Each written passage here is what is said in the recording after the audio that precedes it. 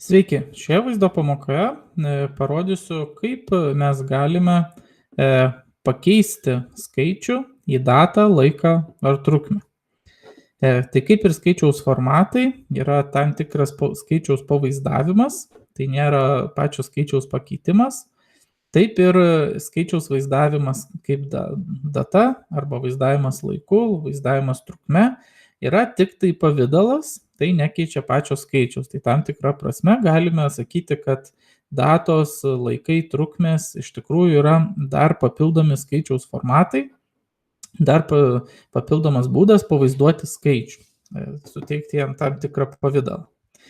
Tai vėlgi mes turime, tarkime, lentelę, užduotį, pritaikyti įvairius formatus ir kaip tai atrodo, ir dabar pabandysime tai atlikti patys. Tai kadangi viena eilutė yra tas pats skaičius iš tikrųjų visur, bet kur aš čia paspaudęs, matau, kad tai yra tas pats skaičius, tik priešingai negu skaičiaus formatai, aš jau čia viršui matau jau pakeistą informaciją, taip? Bet jeigu formatą atstatyčiau atgal, gaučiau tą patį skaičių.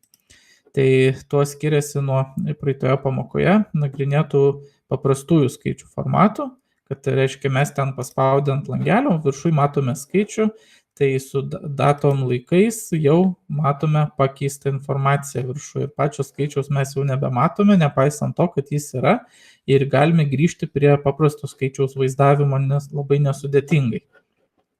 Gerai, tai visų pirma, nusikopijuosiu aš čia esančius skaičius. Užduotis pateikta būtų tiesiog nuotraukytę, reiktų pirmas skaičius tiesiog įsirašyti ranka, tuomet nusikopijuoju tos skaičius, kad būtų visose stulpeliuose tas pats skaičius. Ir dabar bandysime pritaikyti tam tikrus datų, laiko, trukmės formatus. Visi jie slepiasi štai čia, iš tikrųjų, šitoj įrankių juostos skiltyje, ir ko mes nerandame čia esančiose mygtukuose, tai randame prie daugiau formatų. Ir va čia yra daugybė pasirinkimų, tame tarpe, matome skiltis, yra data, laikas, trukmė. Jeigu trūksta, norim kažko daugiau, be abejo, eisim daugiau formatų ir pasirinksime daugiau datos ir laiko formatų. Tai visų pirma, trumpasis datos formatas, mes galim tiesiog pažymėti, spaudžiame daugiau formatų ir susirandame datą. Taip, trumpasis formatas, tai yra metai, brūkšnelis mėnuo, brūkšnelis diena, aišku, pagal nustatymus gali vietoj brūkšnelio būti kažkoks kitas simbolis, tačiau lietuviška trumpa data turi trumpus brūkšnelius, tai mes ir pasirenkam, tiesiog spaudžiam data ir mūsų turimus skaičius paverčia datomis. Dabar labai įdomus dalykas yra, kad skaičiuoklė, Google skaičiuoklė, datas pradeda skaičiuoti, tai tarsi, jeigu mes turėtumėm skaičių 1, 2, 3, tai pradėtų skaičiuoti nuo 1899 metų gruodžio 31 dienos. Tai tarsi šiuo atveju, kadangi tai yra 7, jau į trupmeninę dalį mes nežiūrim, tai praėjus 7 dienom nuo tos datos buvo 900 metų sausio 6.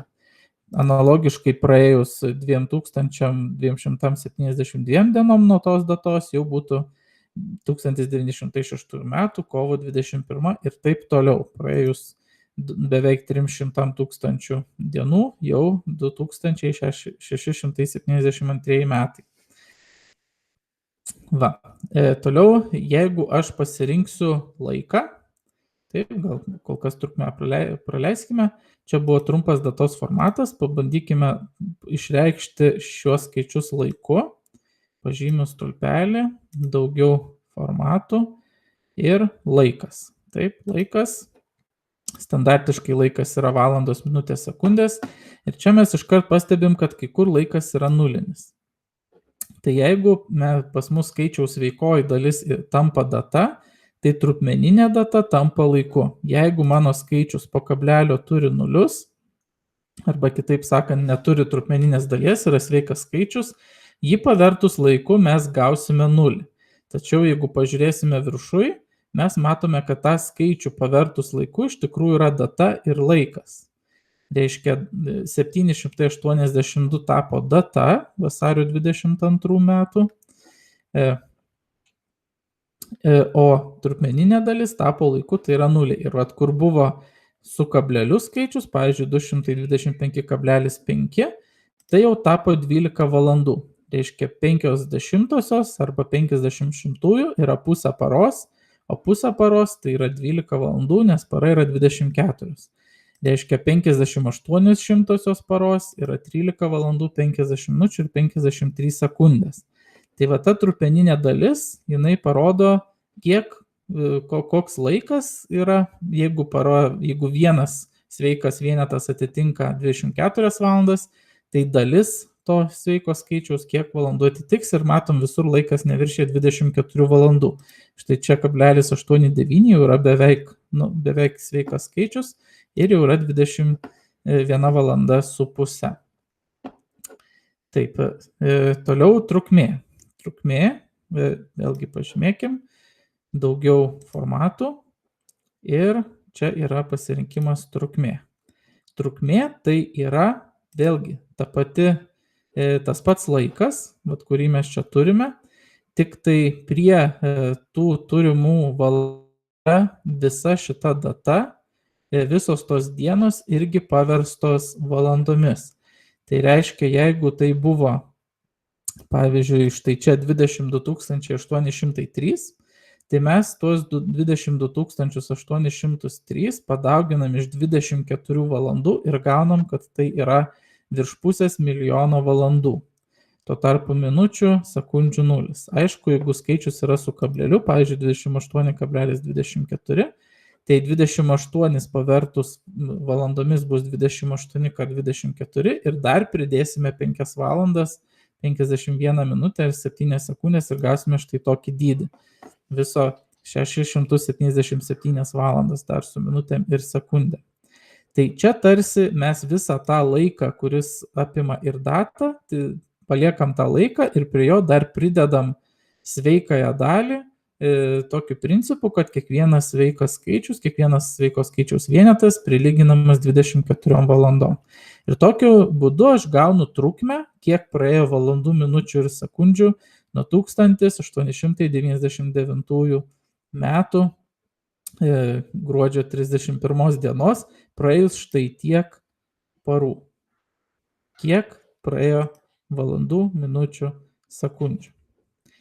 Toliau ilgasis datos formatas. Čia mes turėjome trumpąjį datos formatą, čia dabar yra ilgasis, tai atsiranda jau, kaip matot, žodžiai, M raidė taškas, vasario 20, jau ilgas užrašymas, vėlgi, aišku, mes čia ranka jokių tekstų nerašom, tai yra formatas, skaičiaus išvaizda.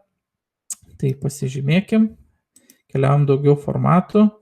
Na ir dabar mes tokio kaip ir nematome štai šitoje skiltyje, reiškia jau reikės keliauti mums daugiau formatų ir daugiau datos ir laiko formatų. Ir čia mes matome daugiau pasirinkimų, galim pasirinkti daugiau dalykų. Tai vienas iš jų, va štai čia matau, yra ilgasis formatas. Šiuo atveju mes neturim savaitės dienos, mums nereikia, tai bus štai šis metai, mėnuo, diena. Su D taškeliu pasirenku ir spaudžiu taikyti. Jeigu netelpa į langelį, visą laiką galima praplėsti stulpelį, tam tiek, kad tilptų. Na ir mes turime ilgąjį formatą. Ta pati data, kuri buvo čia, tik jau atsiranda žodžiai gruodžio, atsiranda M, atsiranda D ar kiti nustatymai, jeigu reikėtų. Taip pat yra tinkintas datos formatas, tai reiškia, kad mes galime ir patys susidėlioti, kaip atrodys mūsų data, kas po ko eis, ar bus sutrumpinta, nesutrumpinta.